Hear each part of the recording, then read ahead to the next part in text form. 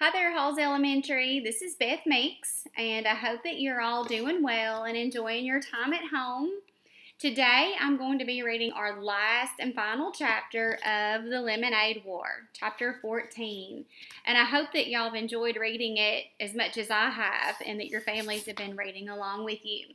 So if you'll grab your book and read along with me, this is chapter 14, Reconciliation. Reconciliation, the act of bringing together after a difference, as in to reconcile numbers on a balance sheet, or resolution. Come on, you two, Miss Tresky called up the stairs. If we don't go now, there won't be any room on the grass. We're coming, shouted Evan, sticking his head out of his room. Jessie was sitting on his bed as he was trying to get her to go to the fireworks. She had her lockbox on her lap and a mullish look on her face. Can't say it's a tie, said Evan. Or just say it's a tie, said Evan. Come on, Jess. This whole thing is stupid and you know it. It's not a tie unless it's a tie, said Jessie, knowing she sounded like a brat, but not able to stop herself. How much have you got? Mom's waiting, said Evan. Put your dumb box away and let's go to the fireworks. How much have you got? Evan tensed up his fingers as if he were strangling an invisible ghost. Nothing, okay? I've got nothing. Look. And he turned the pockets of his shorts inside out. Jessie looked skeptical. You can't have nothing. You must have made something. Well, I had expenses. So I ended up with nothing, okay? Are you happy? You win. Evan sat on the edge of his bed looking at the floor. Jessie felt her heart sink. You spent all your money on the mix for your lemonade on wheels stand? Jessie asked. All of it? Evan nodded. Jessie felt like crawling under the bed and never coming out. It didn't pay off so good, she whispered. There were a few bugs in the system, said Evan. That's a joke Jessie would have loved, he thought, before the war. Now it was all just money and numbers and bad feelings. There was no room for laughing. Oh, said Jessie, her voice the size of an ant. She stared down at the box in her lap. I've got... She opened the lid of the lockbox, took out the change tray, and pushed aside all of the scraps of paper she had collected and the comment card from Megan. She stared. Wait a minute. This isn't my money. She picked up a handful of wrinkled, bunched-up bills. Evan lay down on the bed and covered his head with his pillow. Jessie counted the money quickly. $62.11. Where did this come from? Anna, Mummy, said Evan from underneath the pillow. What? Said Jessie. Take that dumb pillow away. I can't understand what you're saying. She hit the side of his legs for emphasis. It's my money, he shouted, still through the pillow. It was $103, but then I spent $41 on the lemonade wheel stand. So now it's just $62. Your money, but where's my money? Evan pulled the pillow away from his face. His eyes were closed, his nose pointed at the ceiling, his folded arms across his chest like a dead man. I took it. Well, give it back, said Jessie. This time she hit the side of his leg for real. I can't. It's gone. He lay as still as a 3-day-old corpse. Gone? Gone where? Jessie was shrieking now. Never in her life had she worked so hard to earn money. Never in her life had she had more than $100 in her hand. Never in her life had she had a friend who she trusted like Megan had. I don't know. It was in my shorts pocket. And then I played basketball with the guys. And then we went to Jack's house to swim. And then I took off my shorts and borrowed a suit. And then I went back to change, and the money was gone. He sat up and faced his sister. I'm really sorry. In a real war, you fight. You fight with your hands and weapons. You fight with anything you've got because it's a matter of life and death. Jessie felt the loss of her hard-earned money like death. and she ripped into Evan with all the power in her body. She punched him. She kicked him. She threw her lockbox at him. She wanted to tear him up into little pieces. Evan didn't try to pin her, though it would have been easy to do. Part of him just wanted to lie on the bed and take it all, for being the one who started the whole thing by saying, "I hate you," for making Jesse feel so rotten about himself, for taking Jesse's money and losing it to Scott just for being stupid. But Jesse was really going at it, and if he didn't protect himself at least a little, he was going to end up in the emergency room, and that would upset his mom. So he kept his hands in front of his face, just enough to keep Jesse from gouging out his eyes. But he never once tried to hit her back. He was done fighting. Finally, Jessie ran out of gas. She lay down on the bed and tried to make her brain work. Her body was so worn out that her brain felt like the only part of her that could work. "One of your friends stole the money?" she asked. "I think it was Scott Spencer," said Evan. "He went upstairs to go to the bathroom, and then he came down all in a hurry and said he had to go home. And after that, I went upstairs and the money was gone." "He's such a jerk," said Jessie. "The biggest," said Evan. "If he gets an Xbox, I'll know it was him." "It was a lot of money," said Jessie, feeling the tears start to spring from her eyes and run down her face. "It was," said Evan. "I couldn't believe how much when I saw it. You're really something, you know. Earning all that money selling lemonade." "Thanks," Jessie thought, even though she couldn't say the word. "Why'd you do it, Evan?" she asked. She meant, why'd you take the money? And why'd you act so mean? And why'd you start this whole war in the first place? There were too many questions. "I was mad at you for putting the bugs in my lemonade," he said. "Well, I was mad at you for saying you wanted to pulverize me," she said. "I only did that because you were hanging out with Megan and I felt totally left out." "Well, how do you think I felt when you wouldn't let me hang out with you and stupid Scott Spencer?" "Well, I was mad at you because...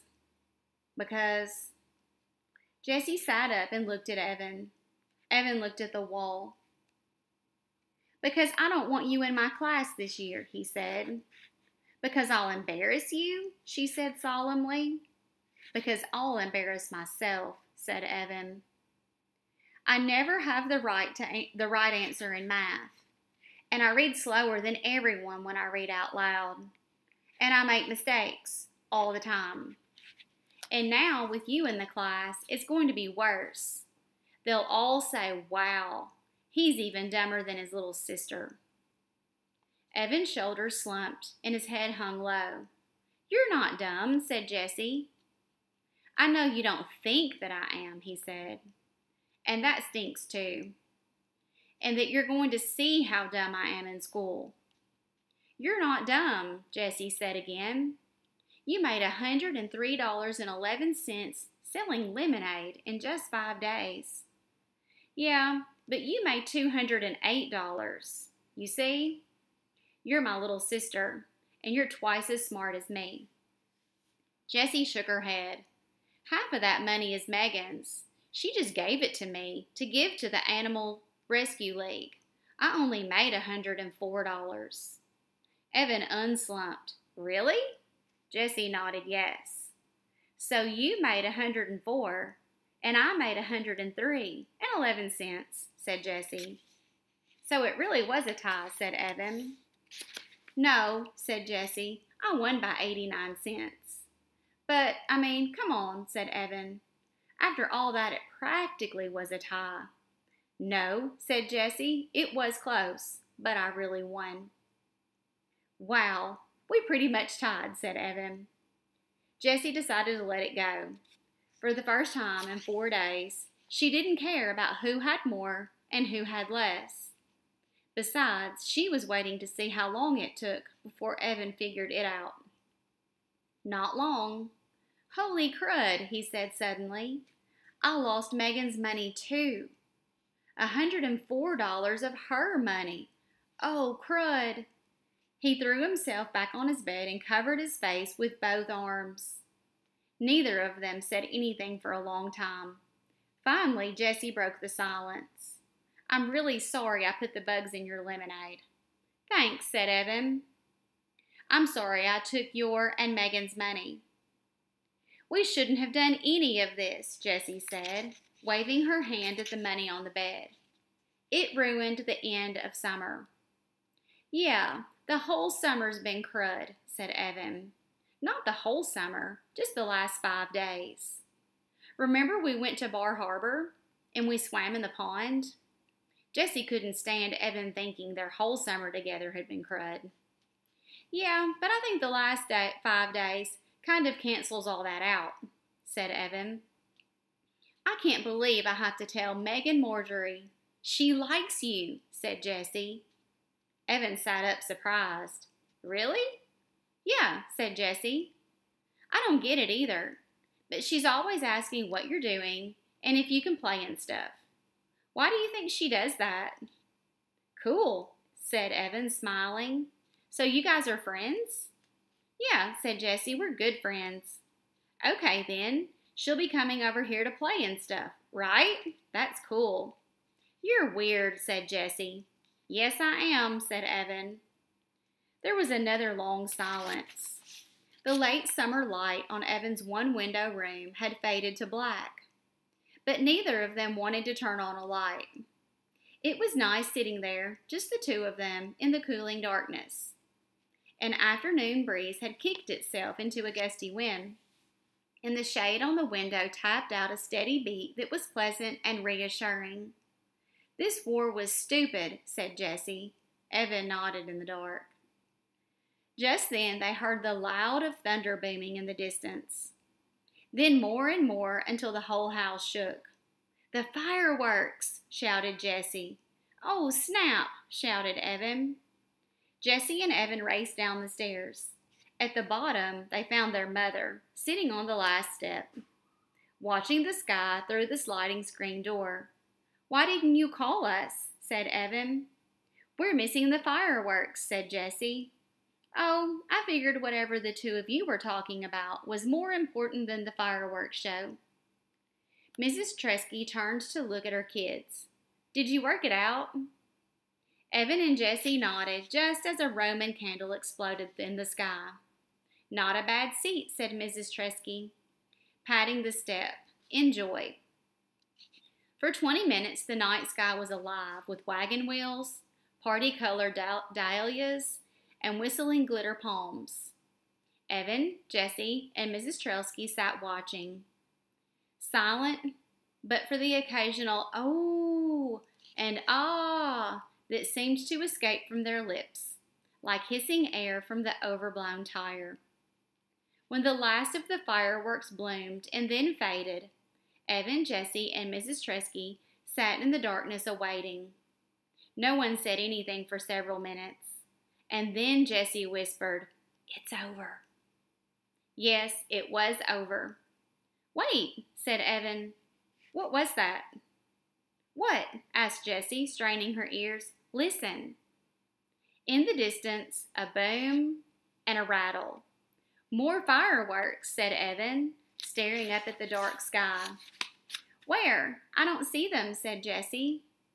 All of a sudden, the sky split in two as lightning sliced the night. An explosion of thunder rolled through the house, rattling the windows and pictures on the walls.